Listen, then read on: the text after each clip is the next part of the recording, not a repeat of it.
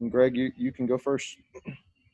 So, Lisa, just to start off, what was the process like for setting the attendance plan for the Alamo Dome? How did that all come together? Yeah, it's been months in the making. It's probably since the May timeframe, we have been working diligently with the Alamo Dome, and immediately we started putting our staff together and breaking us up into different subcommittees. Because as you can imagine, there's so much detail that goes into it, from a student athlete perspective to a donor-based perspective to just fan engagement. There's so many aspects to it. So we started putting that large committee together, and they've been working again diligently since probably about the May timeframe. And then of course we were guided by medical experts, by county experts, by the city, and really being informed by what our local environment was. What were the factors that led to that 17% number? I know the state orders allowed higher than that, and that seems like kind of an odd figure. How did you get to 17%? Yeah, if you look across the nation of the schools that are playing, and particularly in Texas, I don't know if any of them are really at the 50% that the governor had put out there this summer, because you still have to social distance. And when you factor in the social distance part of seating everybody for our stadium, that ended up being about 17% of our capacity. So it was really a combination of starting with our total seating capacity, doing the social distancing, and coming up with that capacity number. A lot of people are trying to figure this out, but very, very few are doing it with an indoor venue. What sort of extra challenges, or how did that layer on top of what you guys had to sort out? Yeah, it is unique to us. And, back sometime this summer, the governor actually had a meeting with all the athletic directors, and I did gently remind him that we played in a covered facility, and if that would have any different impact for us. And even at that point, it didn't seem like it would, as long as we keep the ventilation. All the CDC recommendations for enclosed environments, and again, having clean air ducts and keeping ventilation going and those sorts of things. So we really relied on Steve Zito, who manages the Dome, and the city, to ensure that facility is meeting the CDC requirements for enclosed facilities. And what have you really gauged about the fan response and the expected turnout now that you've sort of put out this plan and we're in game week? Yeah, I think for the most part, people are so excited to have football. They want to see football. I think if you gauge people, they didn't think they would actually have the opportunity to come to a UTSA football game. And then, of course, there's some frustration about seating capacity and having to move seats, and we totally understand that. But for the most part, people are really fired up, and particularly to support Coach Traylor, this new coaching staff, and this group of student athletes. So there's excitement. Okay, Evan, we'll go to you. Sweet. Hey, Dr. Campos. I'm wondering, do you feel like you're going to get the full 17% there for Saturday's game? Are there any early indications on what the numbers are looking like for tickets? Yeah, I have not had a chance. If you heard earlier, I've been at an NCAA meeting all afternoon, so I haven't had a chance to get the ticket sale number for today. But we are, our individual game tickets just went on sale on Monday. We had to take care of our season ticket holders. So our hope is always to sell it out at whatever capacity we have. And again, I think there's a lot of excitement right now. But on the other side of it, we understand that people are going to have a comfort level of watching it on TV, through the internet. So there's going to be a balance. But for those that are ready to watch live football, be in a stadium environment, to have that social aspect, I think we're going to have quite a few fans Saturday. And you mentioned Steve Zito and the Alamo Dome. How much of this planning process was sort of the Alamo Dome kind of spearheading the charge, or how much did you guys have to look at some other options? Again, essentially what I'm getting at is, were there some other stadiums that you were looking at with their procedures and saying, oh, like this is a good idea, this is a good idea? Yeah, absolutely. And I give a lot of credit to Steve and his staff that, there's a lot of organizations that were looking at this, and we're giving best practices. And he really took the lead on that facility side of it and getting those best practices and sharing those with us. And then of course within Conference USA, we were meeting 2 to 3 times a week talking about how people are opening their stadiums. So we certainly had a lot of conversations of best practices, what's working. And then we've had the benefit that there have been some Conference USA games that have been played at home, and we can learn lessons from those games. Now that we're finally getting to be able to be in our stadium on Saturday. Yeah, what are some of the messages that you have for fans who are planning to attend a game, maybe this weekend or in the future? Yeah, my message would be to be flexible and to be patient. We're all going through this for the first time. We have a plan, but in practicality, we'll see how it all works in terms of getting into the stadium. Give yourself a little bit more time. We are going to do temp checks. We are going to have social distancing. Things are going to be different. And for our fans to be patient and flexible, to be excited that we do have football, but, and then the masks are huge. That is going to be unlike, a Texas State where when you were in your seats, you didn't have to have your mask on. In the Alamo Dome, because it is an enclosed stadium, masks are required, and we're going to enforce that. And so to be patient with those that are enforcing it, they're just doing their job. But that is a requirement, and we want to continue having games in the Alamo Dome. And part of that's going to be this joint responsibility of the fans doing their part and UTSA and the Alamo Dome doing our part. And I was also reading the release about the preparations for going to a game, and there seems like there's the contact list, A, getting the tickets, but B, I find this interesting because it's fairly new, and it seems like this might be an idea that sticks long term, but the contactless concession stands, I'm very curious. I didn't see the app for it, but or the app name, but if you can give a little bit more details into what that's all about.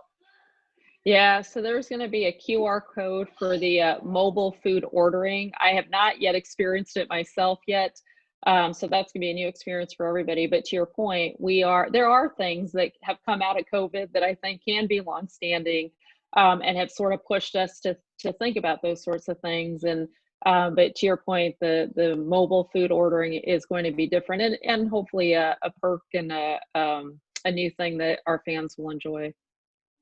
Thank you so much. No problem. John, you're up.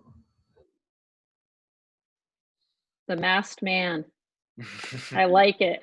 Mask up so you can birds up. Sorry, we're in a loud newsroom and it's almost 5 o'clock, so people are yelling, and I'm like, That's right. I got a 6-year-old who's screaming back here. I wait for him to run in here.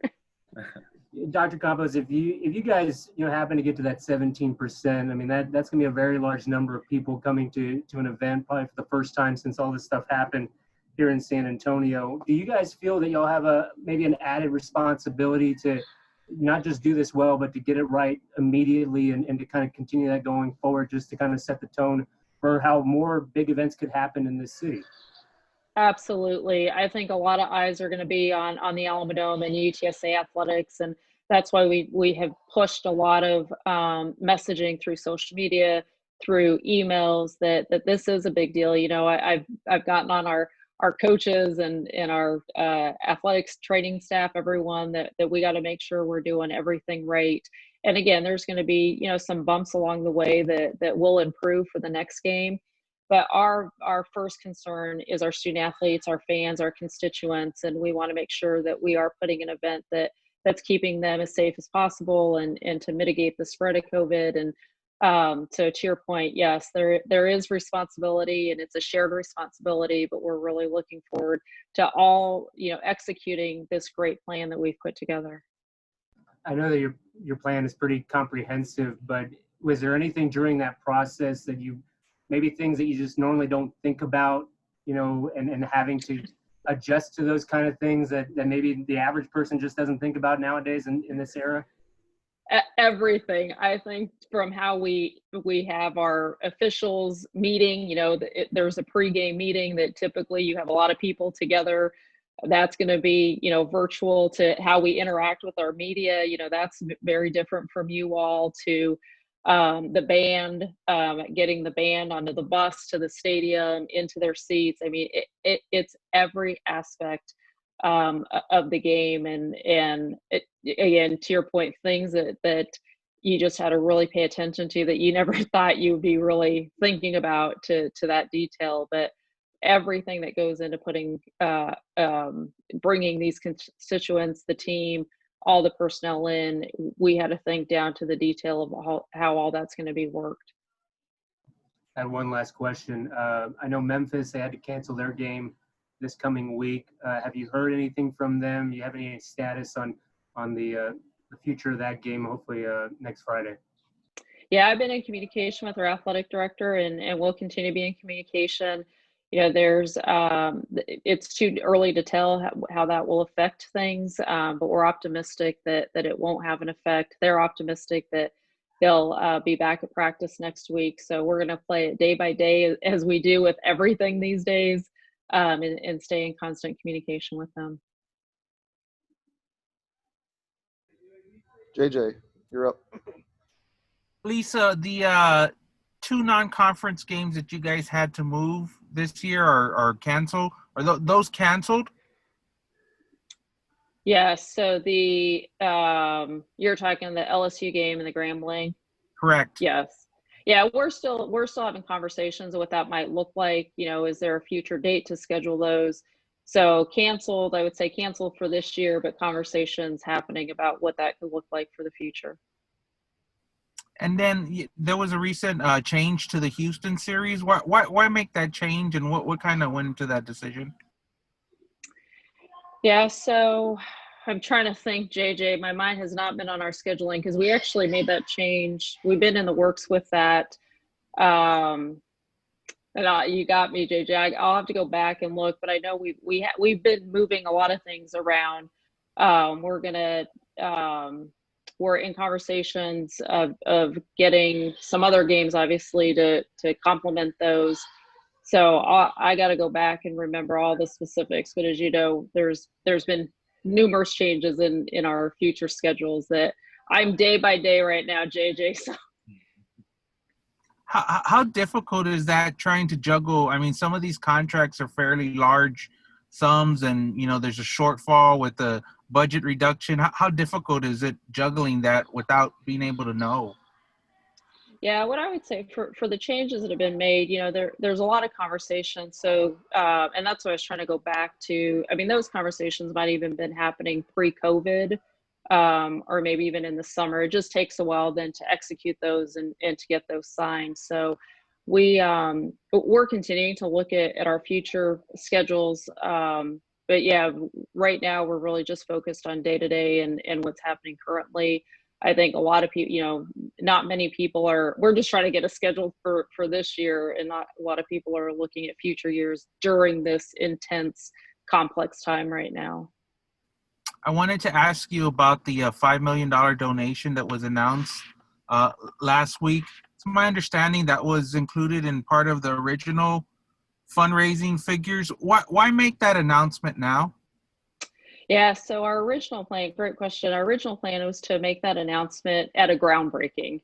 And as you all recall, COVID hit right when we were starting to do the mobilization of that groundwork at race. And so we never had an opportunity to really acknowledge James, Indiana, and we wanted to really acknowledge their gift and the contributions and the support that they have. And so we thought, here's another opportunity as the walls were being raised, again, not being able to have an official groundbreaking where we can invite everybody, which that was the original intent, but now shifting and pivoting to when the walls were raised was a great opportunity to recognize their great contributions. And then there'll be others, other announcements that are already included in that 13.1 million. But those donors certainly deserve that recognition. So it's not exactly how we had planned it, which is common for everything with COVID, but we do want to give recognition to the donors who have supported us. Thanks, Lisa. No problem. Okay, Greg, back to you. Yeah, Lisa, just to clarify a couple of those scheduling points. So for Grambling and LSU, for instance, those guarantee payments, are they off the table until a future rescheduling, or what? How does that play out? Yeah, so again, we're still in negotiations and conversations with those two teams. So nothing's been determined. We're just still talking about it at this point. Is it sort of the same thing with Houston? I know it was the 24 and 25 games that got moved. I know that's not on the forefront right now, but is that, since it's mutually agreed upon, just like a no money buyout situation, or how does that work? Right. Yeah. Any of those that get moved that way, it's mutually agreed upon. So, and now that I'm thinking about it, it's all coming back. We do have soon, I hope soon, we'll be making an announcement of why we did change the Houston game, because it helped us accommodate another game that we were trying to secure. So it's all sequenced, right? We had to make sure we got that contract accomplished before we moved to the next one. So, but yeah, those changes are all mutually agreed upon so that there's no breaking of the contract.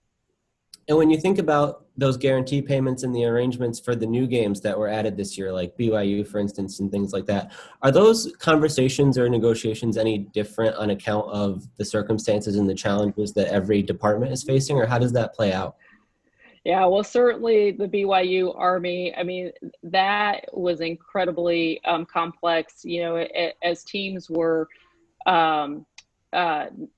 deciding not to play. I mean, that everyone's schedules were in flux, and it was like putting a puzzle together. And you wouldn't believe the number of phone calls, text messages, just the outreach that I was having with other ADs. Other ADs were reaching out to us to try to piece that all together. And we all knew that it all had to match up, and we were all in a really tough situation, just trying to get a schedule built. So those were, these negotiations were unlike any others, where you actually have time to really go through that whole process. These were very quick.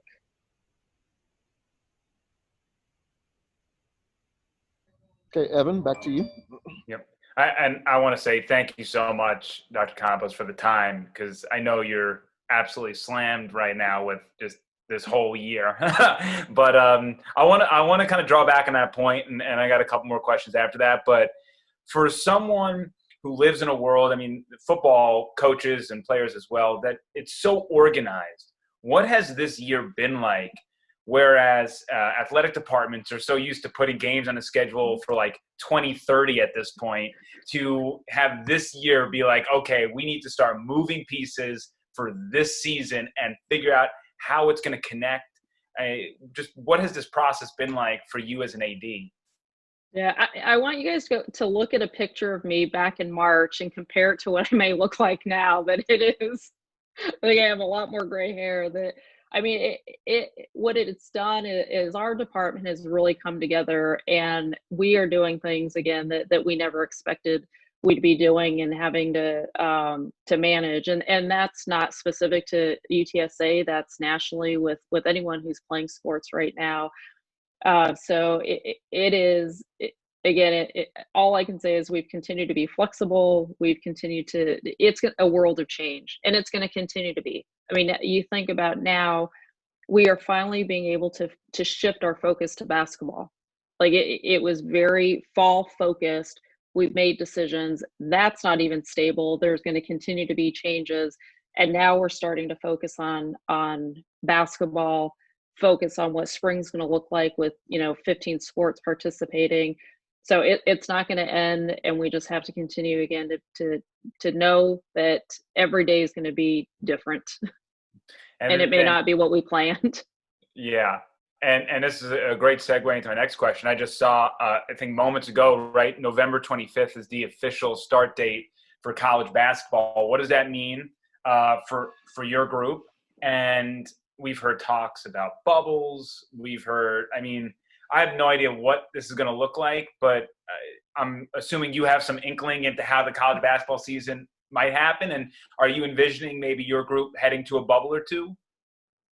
Yeah, I don't know what's been officially reported, but we literally just got off that call. So I know that there'll be some initial reports about what all that's going to look like. But what I would say is, yeah, I think a lot of lessons have been learned from how we plan for football. Particularly from the sports medicine side of it, from the testing side of it. I know Dr. Hainline from NCAA, he's gathered a new group together to make medical decisions on what testing may look like. And again, things are changing. New tests are coming out. So we're going to have to continue to be flexible and just monitor that and be able to make adjustments as new testing protocols come forward or new even testing models come forward. So again, it's a lot of planning for uncertainty and having a lot of contingency plans. So with so from this, I guess, let me backtrack. So today was really like, okay, NCAA, here's our start date that we think. And now from this point forward, you'll start having some answers to what the schedule is going to look like, which route we're going to take.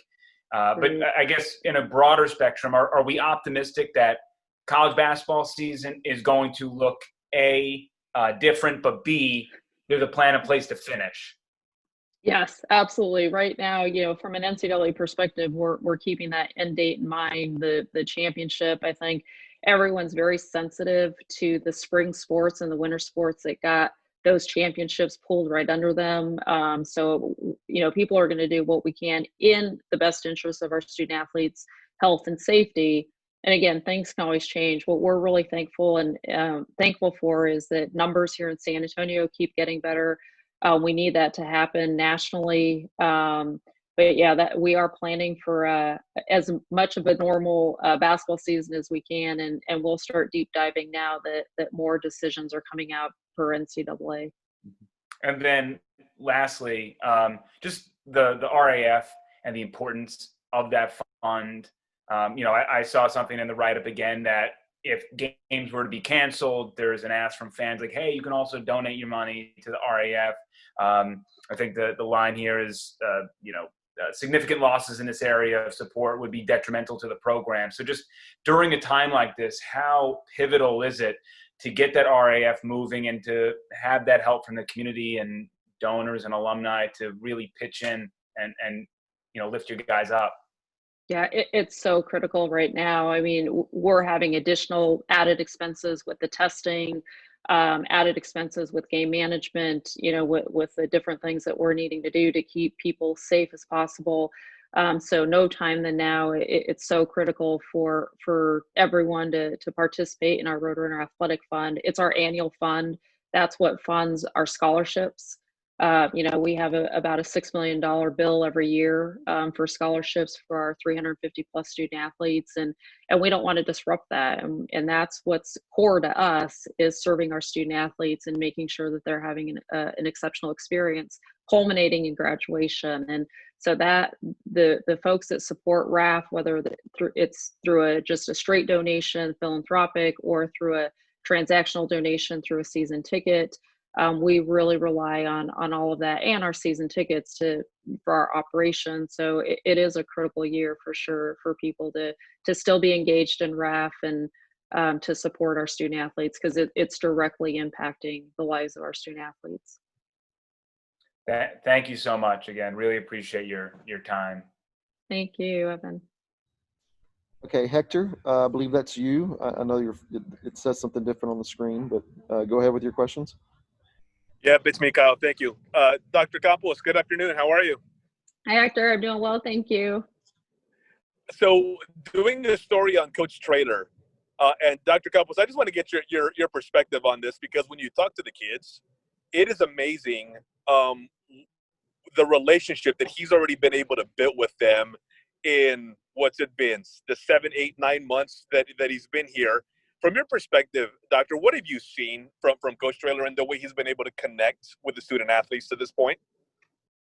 It's incredible. You think about out of those, 7 months or whatever it is, how many months have been virtual?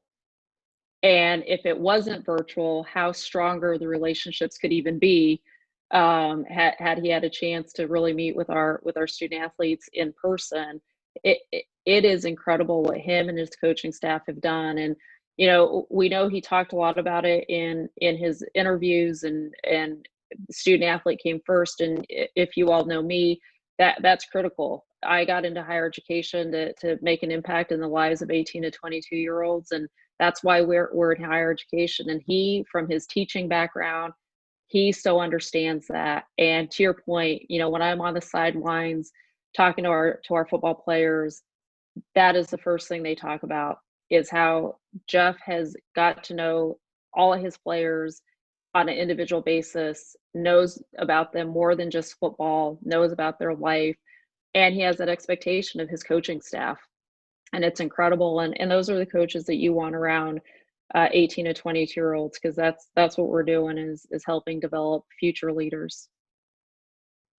Doctor, do you come away from meetings with him or just, simple conversations with him ready to go out there and just, get going for the day? Because I know that's one of the things when we chat with him during the day, I'm ready to run through a wall after I talk to him. He seems to have that effect on people. And you mentioned the interview process. I'm just wondering if that's something that just jumped out at you right away and has continued to do so in working with him. Absolutely. Oh my gosh. I don't drink coffee, but I mean, that's probably equivalent, that he is the Energizer Bunny. He gets people fired up. He gets people excited. And you combine that, I'm sandwiched between him and Dr. Amy, who are both very, very high energy. And I'm a pretty energetic person myself, but I tell you, just no different. I got my running shoes on to keep up with those two guys. And, but yeah, to your point, he is, he's a connector, and he provides so much energy to the department and to his football program. And Doctor, we're doing the story this week because he's facing his alma mater. Can you speak to that when you're working at a school and you've got, that anticipation, that feeling, that special matchup that comes with going up against a school that means so much to you? I know maybe it's a little bit different for you, but in that regard of the way it's that feeling of anticipation. Right. You know what, me and him have not talked a lot about that, but I can only imagine, that's the place that gave him opportunities. And we all have such a great connection to our alma maters, and it's always going to hold a special place in our heart. But at the end of the day, he knows he's a road runner, and he that's what's going to come first. Thank you, Doctor. Appreciate it. No Hey, problem. Greg, you're up. Lisa, now that we're kind of in season and they're in the routine of testing 3 times a week, I wanted to dig into that a little bit and get some more details on that and how it's working. I'm curious, who is sort of facilitating it? I know there's some people use a hospital, some are through private labs. How is it working at UTSA? Yeah, so we have an incredible partnership with UT Health of San Antonio. They're a sister institution. And so we forged a great relationship with them. And then we're it all goes through our sports medicine program. So I know you all have heard me just sing Dan Bellamy praises, but he and his staff have done an incredible job of coordinating that, of making sure that they're doing all of those tests in coordination with UT Health, and making sure that all the results are being submitted to Conference USA, and they've done an unbelievable job with all of those protocols. Because it's a sister institution that's helping facilitate it, are you able to sort of mitigate the financial challenge of that? Is the cost a little easier on the program because of that, or how is that impacted? Yeah, it's not. It's the relationship, right? And having it is nice that they are a sister institution, but they're just like the other providers. And again, we just have a great relationship with them to be able to have access. I think that's probably the most important thing, is the access. Early on, a lot of schools were having a hard time getting the turnaround that was needed for these tests. And I think that's where it's more important about the relationship of it being a sister institution, that we've been able to access the tests and then access the quick turnaround on those results. So how is that being paid for then? Does it come out of the department's budget? I know in some leagues the conference has had a hand in it. How does it work for you guys? Yeah, no, for all Conference USA, I shouldn't speak to all of each institution, but it for UTSA athletics, it's coming out of our operations budget. How severe of a challenge is that? Can you put a ballpark figure on what it costs to do a round of testing? Yeah, I mean the PCR tests go anywhere from $85 to $100. The antigen tests are anywhere from $50 to $80. And then with the increased testing, 3 times a week. We probably moving forward with other sports, it's going to be 3 times a week as well. So all of those figures are to be determined as we solidify more of the testing protocols. But on average, it's the PCR tests are about $80 to $100 a test. Per test per person? Right. Wow. Okay. So how much of a challenge is that? That really adds up over the course of a year. How do you guys navigate that? Yeah, absolutely. Again, it goes back to Evan's question about, we need to fill the dome. We need to engage our donors. Obviously, we knew going into it there was going to be some cost for testing, so we have budgeted some of that in our budget. As we went through our FY21 budgeting process, again, we knew that was going to be something we were going to have to include in there. And you mentioned the antibody testing. Coach Traylor brought that up a couple weeks ago as sort of I don't want to call it a new hurdle, I guess, something different that the conference introduced. How did that become part of the picture, and was that a challenge to put into action? Yeah, so NCAA and Conference USA adopted the antibody, and this came out, it feels like everything's been a decade ago, but it really came out when there was concerns about, the virus attacking the heart, and so particularly for athletes, they wanted to make sure that our student athletes did get the antibody, and then if they did test positive, there was some additional cardiac tests that had to go with that. So the antibody was really important for the NCAA medical staff and Conference USA and for us as well. So that is something that we obviously implemented and got done with all of our football players. So is the antibody testing still going on weekly, or was that just sort of a one-time thing? No, that's just a one-time test. Gotcha. And so what happens with the players who tested positive? What is the process like to check for those potential conditions that can fall out in the underlying things? Yeah, so we have a protocol, and it includes having EKG, blood work, an echogram, if I'm saying that correctly, and then based on all of that, a heart specialist looks at that and then determines if there were any concerns with that, then it would go to a cardiac MRI, which is, kind of the last or the most comprehensive diagnostic on a heart, I believe. So there is protocols again, and we work with our UT Health partners, Dr. Anderson, in helping us with those protocols and looking at all of those tests. Have you had any cases where a student athlete showed some concerning signs, somebody who had tested positive for antibodies or anything like that? It's a great question. So we've had, and you're specifically, most of our, if not all of our positive tests have really been asymptomatic or very low symptom within our student athletes. And I think that was something predicted by medical professionals in their age group. So we have not had any major concerns with any symptomatic student athletes. Yeah, I was thinking in some of those things you do after, like checking the heart and the lungs, the EKGs and all of that, if there's anything that turned up in that regard. Yeah, that for our student athletes, again, some of that is baseline, and every year there's the blood work or the EKG. I don't think we've had anything atypical from what we have, because again, some of those tests we were already doing and already evaluating just based on having elite student athletes. So I don't think it's been anything more dramatic than in the past. So based on what we've seen so far, it seems like there's been very few positives within the department. Assessing it in the big picture, are you happy with the decision to go forward with the season? Do you feel like at this point that was the correct move for you guys? Yeah, absolutely. And again, I'm just so proud of our student athletes.